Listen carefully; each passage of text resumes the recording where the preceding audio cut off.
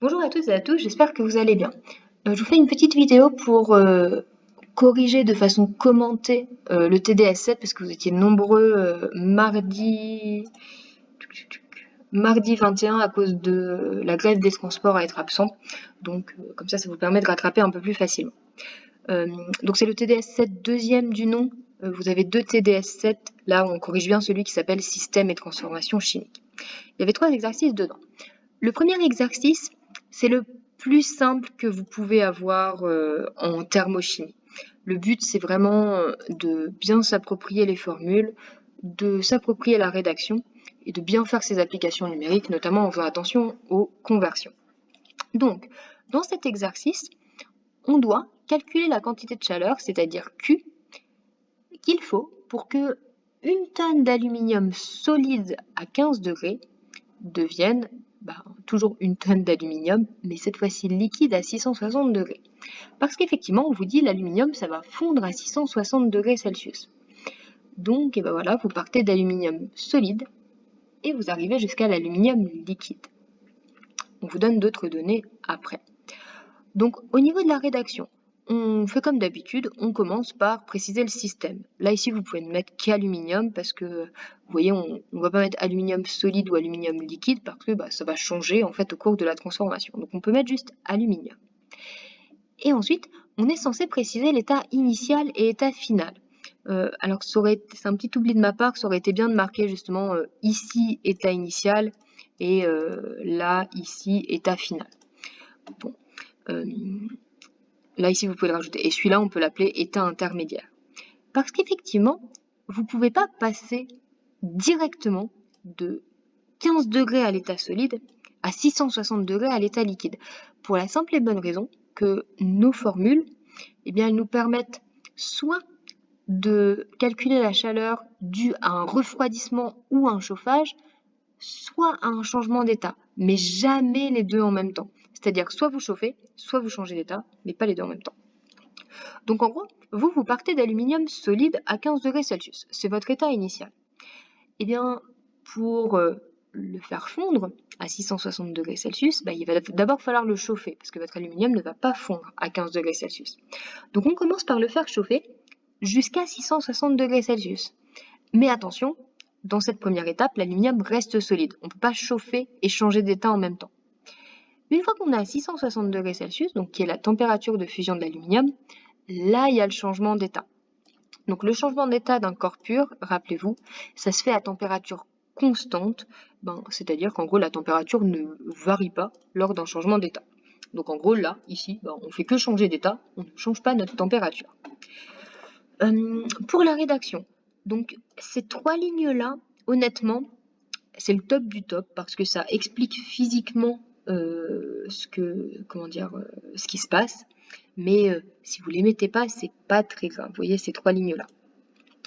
Mais je vous les détaille vite fait une fois. En gros, voilà, le principe fondamental de la thermodynamique s'appelle le premier principe de la thermodynamique. Ça nous dit que l'énergie interne d'un corps, delta U, elle peut varier soit grâce au travail, qu'on appelle W comme work, soit grâce à la chaleur Q, je ne sais pas pourquoi on l'appelle Q. Sauf que, nous ici, a priori, on ne met pas de force mécanique. On n'est pas en train d'écraser notre aluminium. Sinon, on nous le préciserait et puis, voilà. Il n'y a pas non plus de force électrique. Vous voyez, on ne fait pas circuler d'électricité dans l'aluminium. En thermochimie, vous aurez tout le temps delta, n'importe quoi, W égale 0. Mais du coup, si W égale 0, delta U, c'est juste égal à Q. Et par contre, là, on passe à ce que vous devez écrire forcément. C'est que du coup, delta U et Q, c'est la même chose, c'est égal. Et U, c'est ce qu'on appelle une fonction d'état extensive. Alors, fonction d'état, ça veut dire ça ne dépend que de l'état initial et de l'état final. Ça ne dépend pas des états intermédiaires. Ça veut dire que nous, on a fait, en gros, j'ai envie de dire, la transformation logique. On est à 15 degrés, on chauffe, puis on fait fondre. On aurait pu imaginer faire un autre chemin. Vous voyez, on part d'aluminium solide à 15 degrés Celsius. Je sais pas, on le fait refroidir jusqu'à 0 degrés Celsius, parce que pourquoi pas. Donc vous voyez, on le fait refroidir à 0, puis on le remonte à 640, puis on le refroidit à 620, puis on le remonte à 660, puis on fait fondre. On a fait des étapes inutiles dans ce que je viens de vous décrire à l'oral. Sauf qu'au total, eh bien, si l'état initial et l'état final sont les mêmes, eh bien, le chemin suivi n'a aucune importance. Vous pouvez faire autant d'étapes que vous voulez, du moment que vous partez d'un point et que vous arrivez au même point, eh bien, U, enfin delta U, et donc Q, ne vont pas changer. Ça ne dépend pas du chemin suivi. Et ensuite, le mot extensive, si vous reprenez le début du chapitre 7, on a vu que des grandeurs extensives, c'est des grandeurs qui s'additionnent. Donc en gros, fonction d'état extensive, ça nous permet de dire que la chaleur totale pour passer de l'état initial à l'état final, c'est la somme, donc c'est l'addition des chaleurs de toutes les étapes nécessaires. Donc là ici on a deux étapes nécessaires, donc voilà, Q1 et Q2, et donc la chaleur totale c'est égal à la somme des deux. Donc lors de la première étape, comme je vous ai dit, on chauffe simplement. Donc on chauffe avec la formule Q égale M fois C fois delta T. Donc M la masse, c'est la capacité calorifique, et delta T qui est toujours la température finale moins la température initiale. Vous voyez ici, on vous disait de noter la température de fusion, qui est aussi la température finale, 660 degrés Celsius. Par contre, on ne vous donnait pas de nom pour la température initiale. Vous voyez, il n'y a pas de nom imposé. Donc la température initiale, c'est 15 degrés, mais on ne vous a pas dit, appelez-le, je sais pas, T0. Donc vous pouvez décider de l'appeler par exemple TI. C'est vraiment en écrivant cette chose-là que vous précisez les noms des grandeurs que vous voulez utiliser. Ok, et donc nous voilà, j'ai décidé de l'appeler TI. Donc là, pour calculer Q1, donc c'est vraiment pour avoir delta T, on fait la température à cet état moins la température à cet état, toujours dans cet ordre-là. Température finale moins température initiale. Et ensuite, pour avoir Q2, on utilise l'autre formule, donc Q lors d'un changement d'état, c'est égal à la masse fois la chaleur latente. Donc la chaleur latente de fusion, ici, elle est donnée. Vous voyez, là, je respecte bien les notations de l'énoncé. On nous a dit que la capacité calorifique, on l'appelait C, et que la chaleur latente de fusion, on l'appelle L. Donc on les appelle comme ça, on l'appelle pas, par exemple, L fusion. Ok, donc là, on fait la somme des deux, et on fait l'application numérique. On pense bien à convertir la masse, parce qu'ici, la masse, on vous dit que c'est une tonne. Une tonne, ça fait 1000 kg. Et kilogramme, c'est l'unité du système international en physique, et la thermochimie, c'est de la physique. Donc, on passe bien en kilogrammes, c'est vraiment l'unité à utiliser. Vous voyez, tout ça, là, c'est en kilogrammes. On n'a pas besoin de convertir delta T. Vous voyez, vous pouvez les laisser en degrés Celsius. Parce que un delta T en degrés Celsius et un delta T en Kelvin, en fait, ça vaut exactement la même chose. Et c'était les seules choses à convertir ici.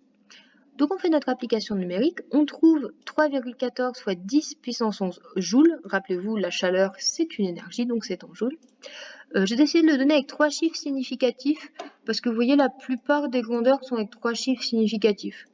Honnêtement, 2, c'était possible aussi. Vous voyez, 15 degrés Celsius, il y a 2 chiffres significatifs. Mais bon, moi je me suis dit, allez, on va utiliser 3 chiffres significatifs, mais 2, c'est très bien aussi. 1, vous voyez, une tonne, c'est pas très précis, mais je me suis dit, allez, c'est le chiffre 1 et non pas la quantité 1. Vous voyez, c'est 1 et pas 1,0. Et je me disais qu'un seul chiffre significatif, c'était pas suffisant. En fait, là, ici, vous êtes un peu libre, mais par contre, il ne faudrait pas donner 4 chiffres significatifs. Vous voyez, il n'y a aucune donnée fournie à 4 chiffres significatifs près. Donc voilà, on donne 3 chiffres significatifs et on l'écrit en écriture scientifique, c'est-à-dire qu'il n'y a que le chiffre des unités avant la virgule. Il n'y a pas de chiffre des dizaines, par exemple. Tous les autres sont après la virgule. Voilà, donc ça fait 10 puissance 11 joules. Si on veut le mettre en kilojoules, c'est 10 puissance 8 joules. On prend le bon réflexe aussi de faire un petit commentaire. Le commentaire le plus simple à faire, c'est de commenter le signe du résultat. Là, ici, Q, c'est positif. Et ça, d'après les conventions qu'on a vues dans le chapitre, ça veut dire que le système a reçu de l'énergie. Effectivement, l'aluminium, il a dû recevoir de l'énergie pour se transformer, donc pour chauffer et pour fondre après. Donc, c'est-à-dire que le milieu extérieur, en gros, nous, avons dû donner de l'énergie au système. Donc voilà. Un autre petit commentaire qu'on pourrait faire, mais là ici c'est plus un peu une petite remarque pour vous, quoi, c'est que si on fait les applications numériques, on se rend compte que changer d'état, ça demandait énormément de fois plus d'énergie que chauffer. Vous voyez là en gros, changer d'état l'aluminium, donc à une température constante, hein, ça a demandé 680 fois plus d'énergie que de le chauffer de 15 degrés à 660 degrés Celsius. Et pourtant, c'est une grande plage de température, 15 degrés à 660 degrés Celsius. Mais en fait, changer d'état, ça demande beaucoup, beaucoup d'énergie. Voilà, voilà. Donc voilà, si vous avez des questions sur cet exercice, hein, vous n'hésitez pas, soit vous mettez vos questions dans un coin et vous venez me les poser en cours, soit vous pouvez les poser directement en commentaire de cette vidéo, comme ça je les vois tout de suite et j'y réponds le plus vite possible. C'est vous qui voyez. On passe ensuite à l'exercice 2, nettement plus difficile, on le voit aussi à la quantité d'informations fournies. Alors, pourquoi est-ce qu'il va être un peu plus difficile? Parce que là, vous allez étudier, en gros, le comportement d'un glaçon dans un verre de whisky. Et là où ça va devenir difficile, c'est que le glaçon et le whisky, ils se comportent pas du tout de la même façon. Le glaçon, lui, il va fondre. Par contre, le whisky, lui, il est a priori déjà liquide. Le whisky, lui, il va se rafraîchir, c'est-à-dire que le whisky, sa température va diminuer. Par contre, le glaçon, pourquoi est-ce qu'il va fondre? Parce que sa température va augmenter. Donc vous voyez là, en gros, on a un comportement opposé du whisky et du glaçon. Le glaçon, en gros, il va gagner de l'énergie, sa température va augmenter, alors que le whisky va perdre de l'énergie, sa température va diminuer. Mais par contre, à la fin, ils vont arriver à ce qu'on appelle une température d'équilibre. Vous voyez, en fait, dans votre verre là, de whisky et de glaçon, évidemment, à un moment, toute la boisson sera à la même température. Le glaçon, il aura fondu, mais vous voyez, vous n'aurez pas des zones plus froides que d'autres. Surtout si vous agitez. Mais du coup, c'est ce qu'on appellera la température d'équilibre. C'est finalement notre température finale, à la fois pour le whisky, mais aussi pour le glaçon, donc qui aura fondu. Donc voilà, on a pas mal de données, on reviendra justement aux applications numériques après.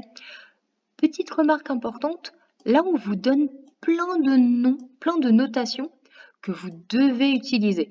Si l'énoncé vous les donne, ça veut dire que vous ne les choisissez pas, elles sont imposées. Vous voyez, par exemple, vous serez obligé d'appeler la température initiale du whisky T1.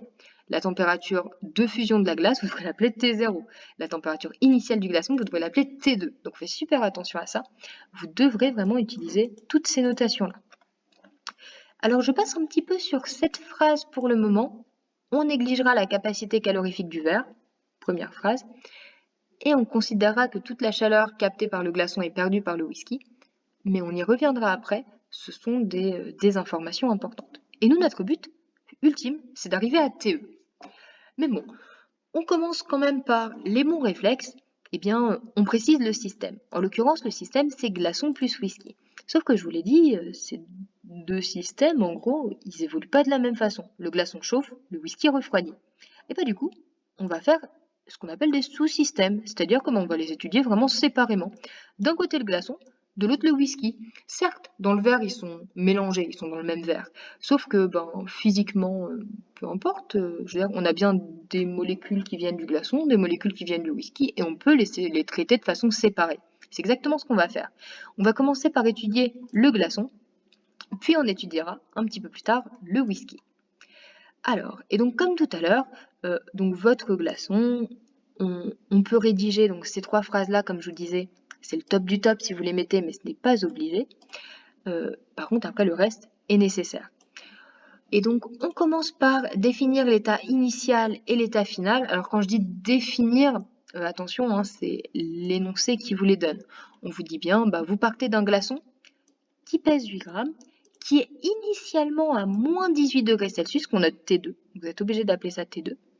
Et à la fin, votre glaçon, il aura fondu. Ça, on peut pour deviner que le glaçon aura fondu, il faut se servir de ce qu'on connaît dans la vie réelle.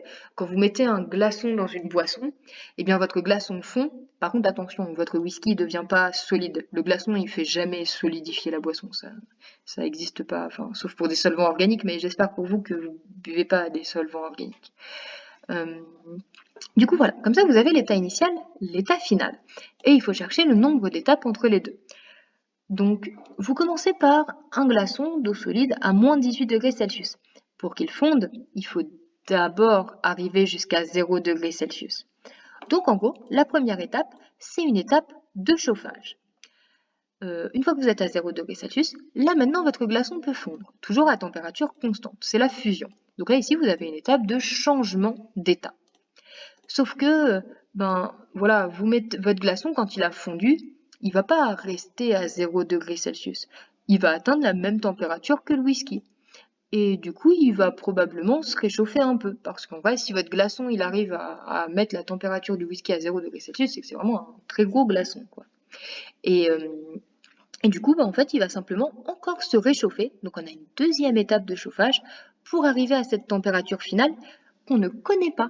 Petite nouveauté dans cet exercice, ce n'est pas Q qu'on calcule, c'est vraiment TE. Vous allez voir, on va y arriver après. On explique bien, on marque bien que U et donc Q, c'est une fonction d'état extensive. Donc, petit rappel, fonction d'état, ça ne dépend que de l'état initial et de l'état final.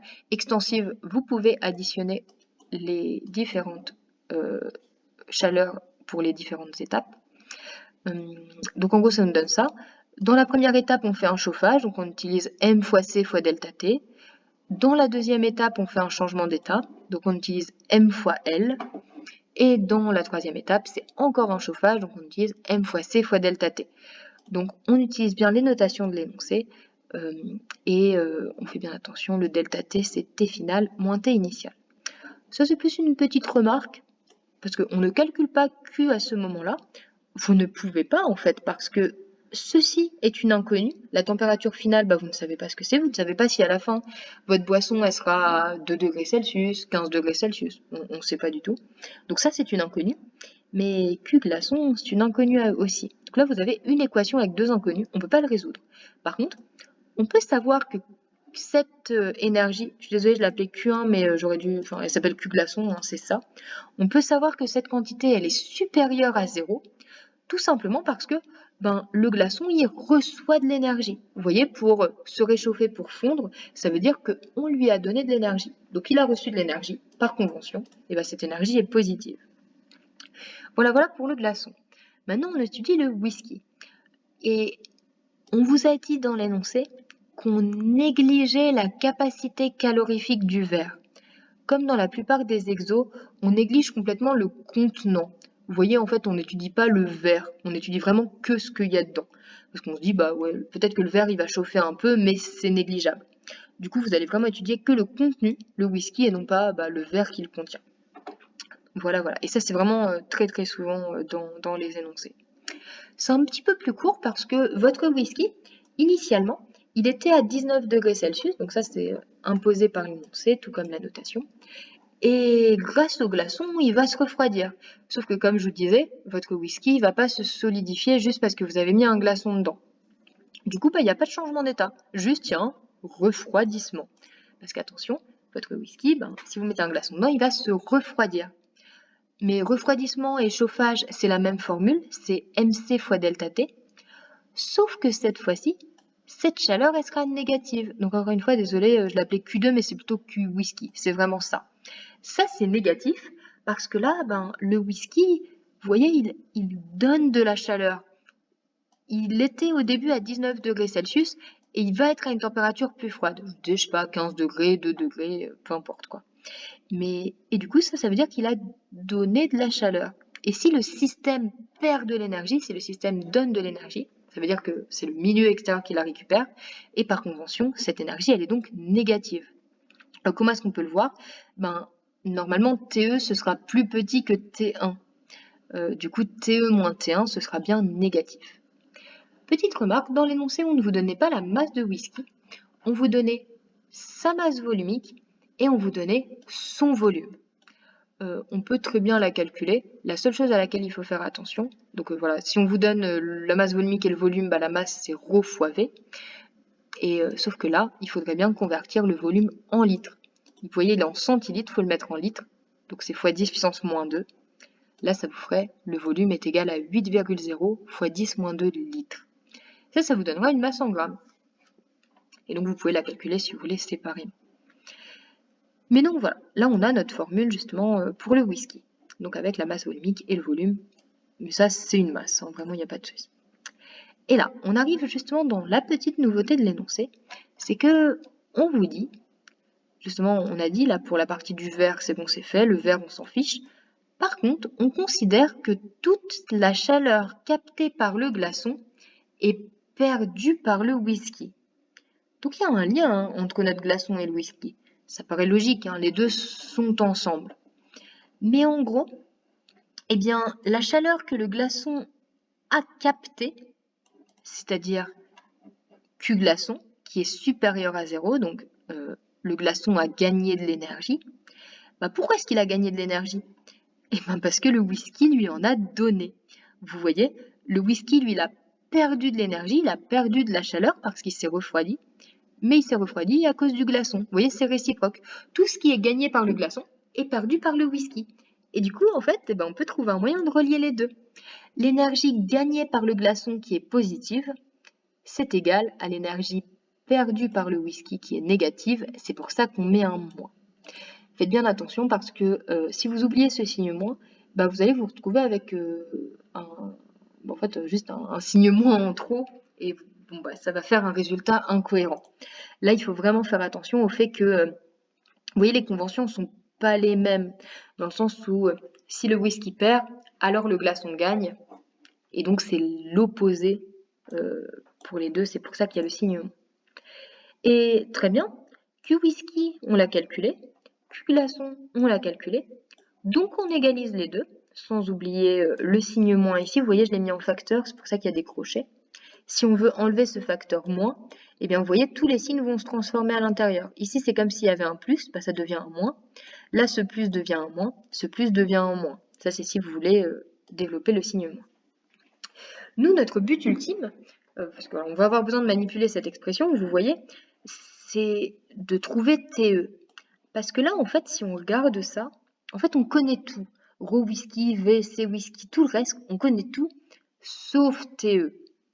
Et c'est ce qu'on veut. Hein. L'énoncé nous dit le but, c'est de donner une expression littérale pour TE, puis sa valeur numérique. Et donc du coup, notre but c'est d'isoler TE, c'est-à-dire à la fin, on doit arriver à TE égale.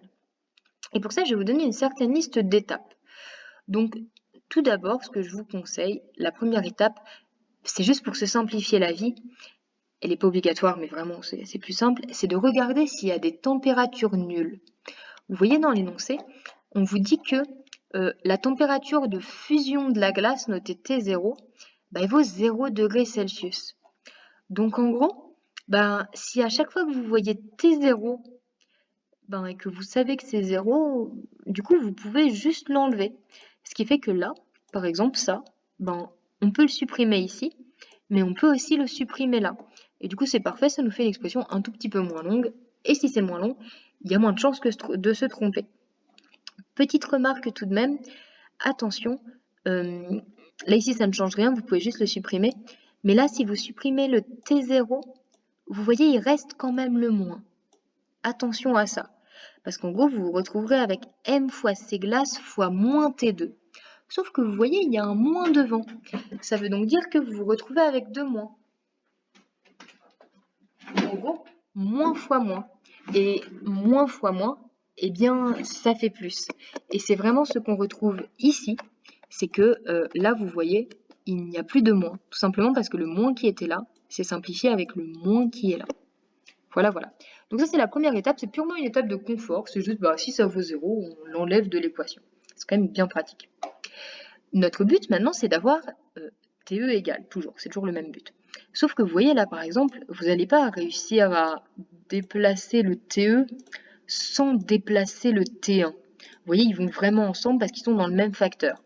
Donc on va supprimer ce facteur, et pour le supprimer, on fait un développement. C'est de la distributivité.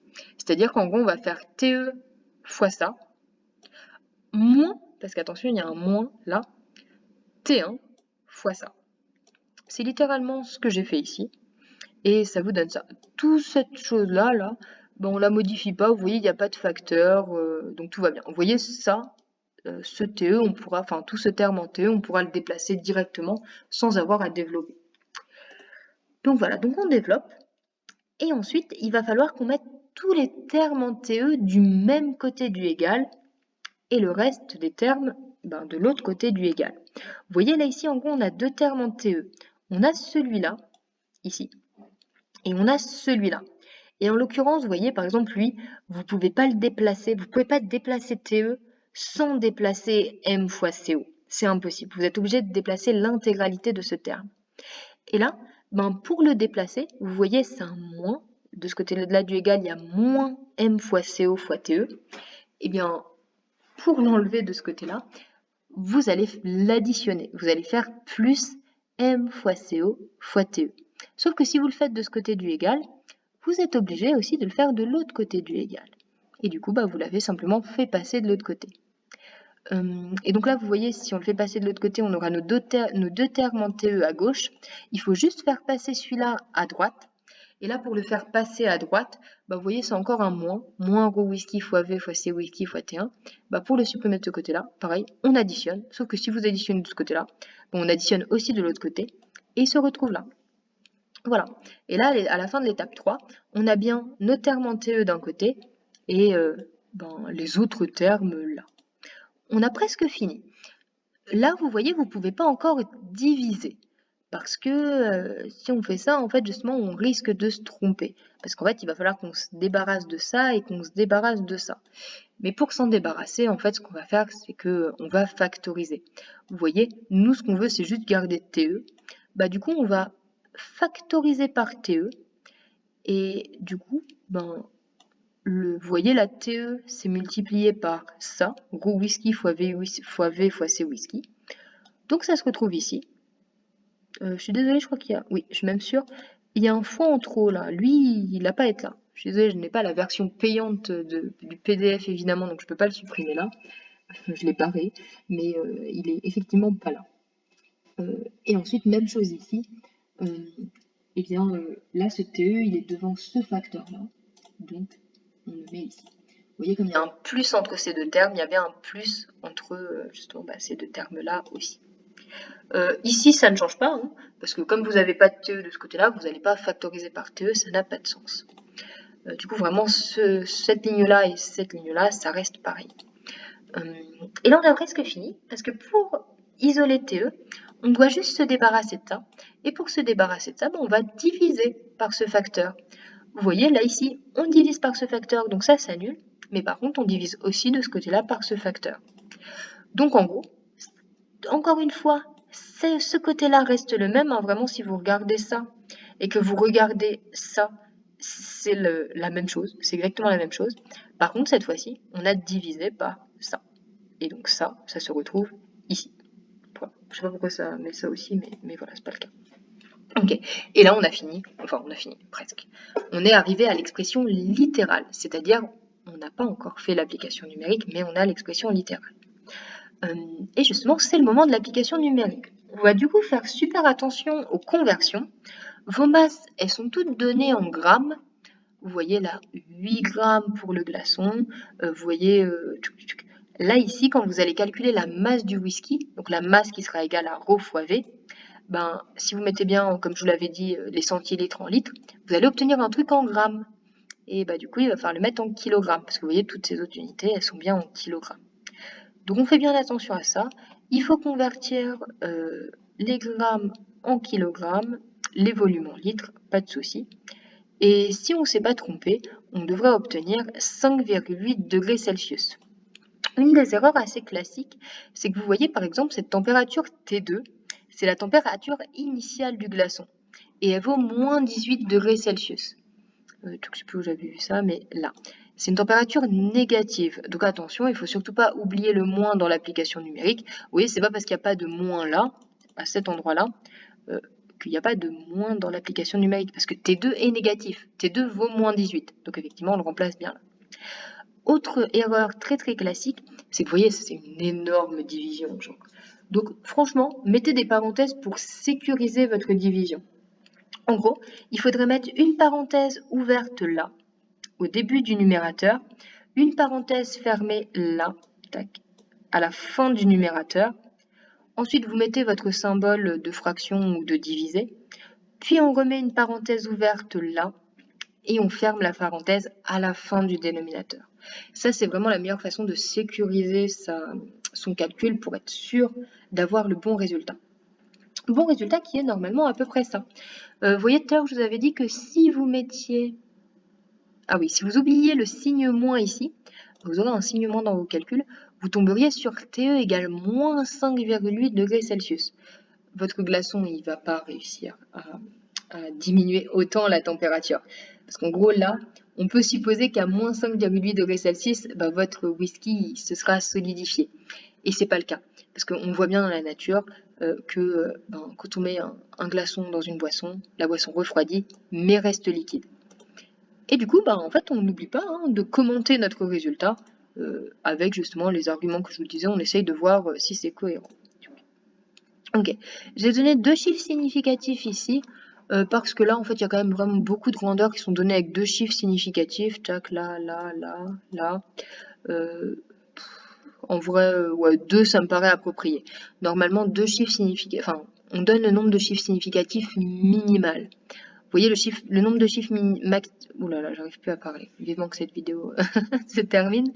Mais vous avez en gros 4 chiffres significatifs ici.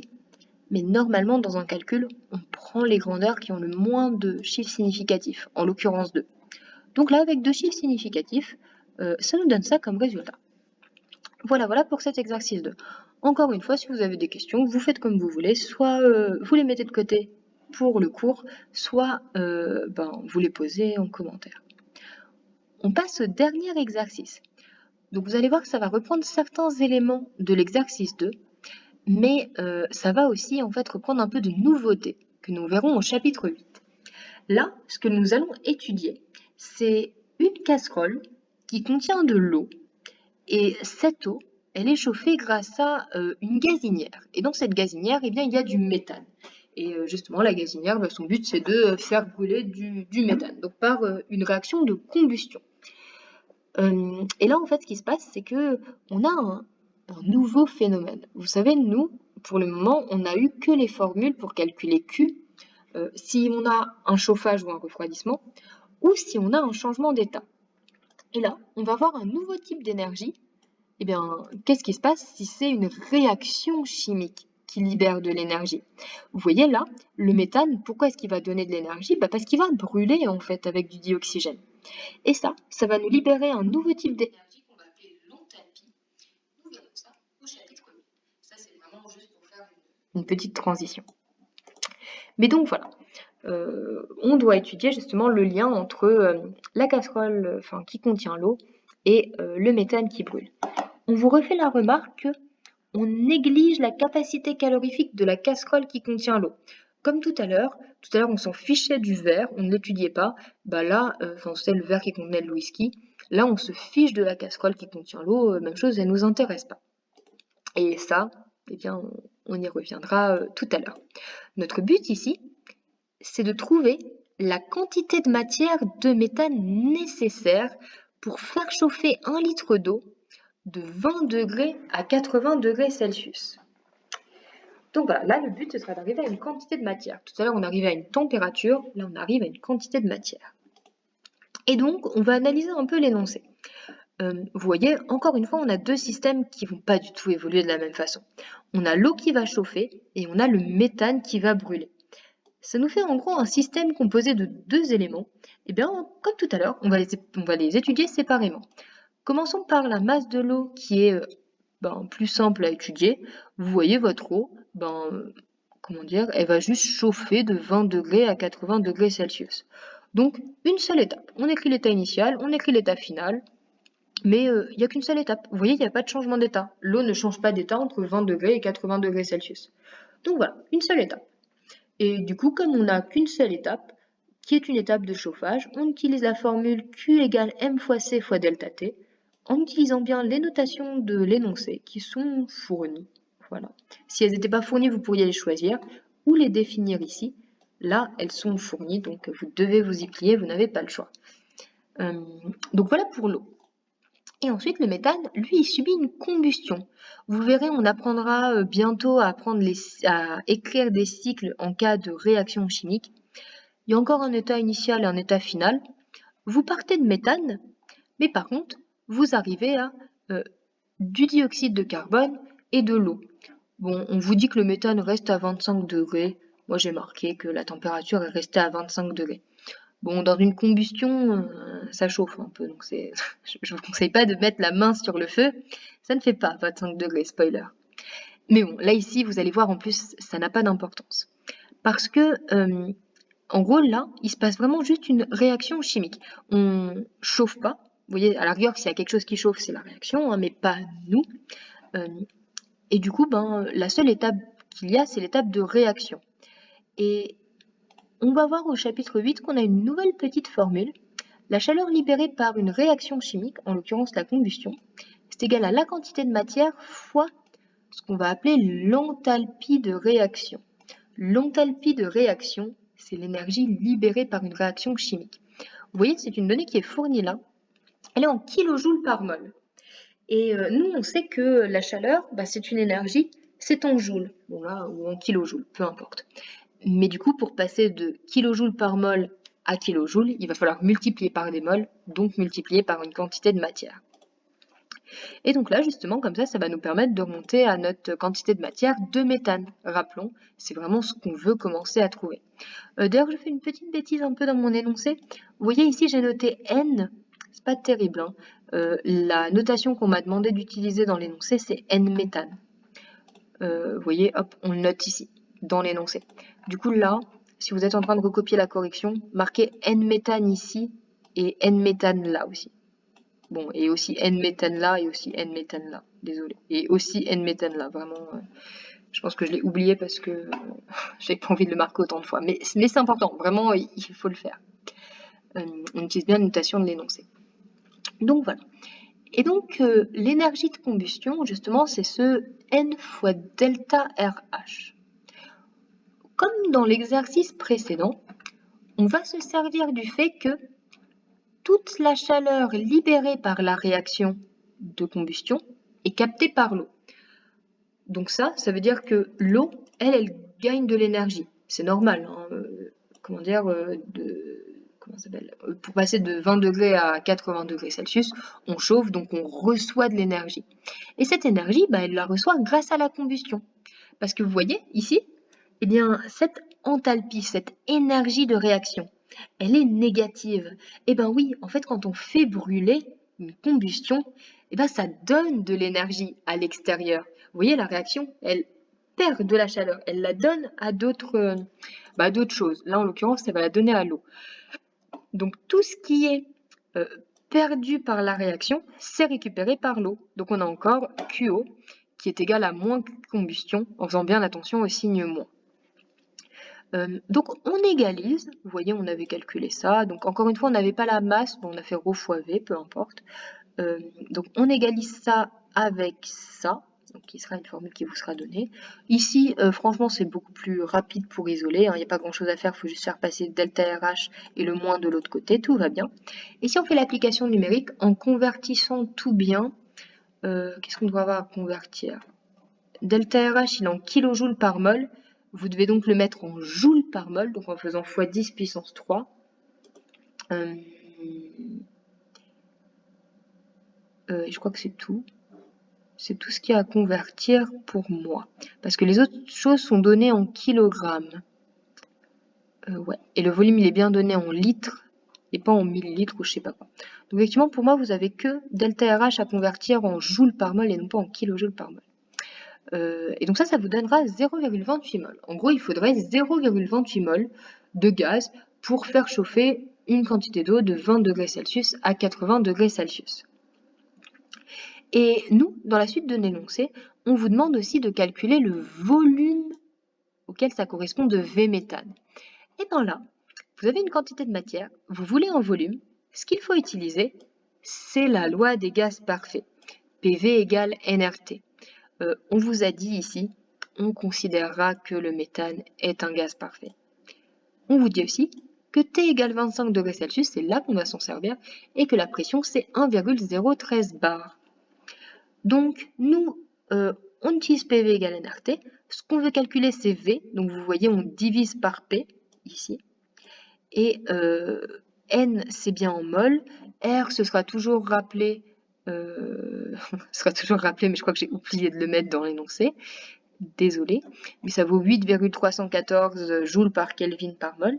Donc, il n'y a pas besoin de le convertir. T, attention, ici, T, c'est pas un delta T, justement. C'est pas un delta T, donc vous êtes obligé de le mettre en Kelvin. Vous voyez, par exemple, ici, c'est un delta T. T2 moins T1, ben, que ce soit en degrés Celsius ou en Kelvin, ça vaut la même chose, parce que plus 273 moins 273, ça fait 0, c'est comme si vous n'aviez rien fait. Par contre, là, vous êtes obligé de le mettre en Kelvin. Donc, votre température du méthane, c'était 25 degrés Celsius. Vous devez le mettre en Kelvin, c'est-à-dire on fait plus 273. On le divise par la pression. La pression, c'est 1,013 bar. Et attention, les bars, c'est pareil que des hectopascals. Et du coup, 1,013 bar, ça fait 1,013 fois 10 puissance 5 pascal.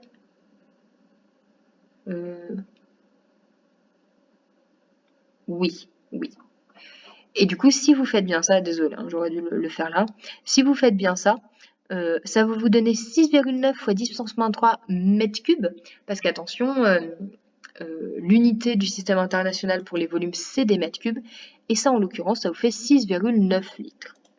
On n'hésite pas à commenter, c'est pas forcément si facile ici, mais vous voyez un volume de gaz, bon, on peut se dire oui, peut-être que dans notre gazinière, il y a bien 7 litres à peu près qui ont été consommés. Vous voyez, pour passer de 20 degrés à 80 degrés Celsius, 1 litre d'eau, ça paraît cohérent. Vous voyez, c'est pas 80 litres, c'est pas non plus 6 millilitres. Bon, bah, ça me paraît être un ordre de grandeur normal. Donc voilà, n'hésitez pas, hein, même un petit commentaire qui vous paraît un petit peu anodin, vraiment, n'hésitez pas. Et transition, n'hésitez pas non plus pour les questions, pour quoi que ce soit. N'hésitez pas aussi si vous voyez des erreurs. Là, typiquement, ce à quoi je pensais, c'était l'erreur de notation sur le petit n, notez bien n-méthane. Ok, super. Et bien sur ce, je vous souhaite une bonne journée. J'espère que ça vous aura aidé d'avoir une correction commentée plutôt que juste le PDF à lire pour ceux qui n'étaient pas là. Sachant que voilà, on aura un petit spoiler, on aura bientôt une petite interro là-dessus. On en reparlera. Je vous souhaite une très bonne journée, une très bonne soirée et à bientôt.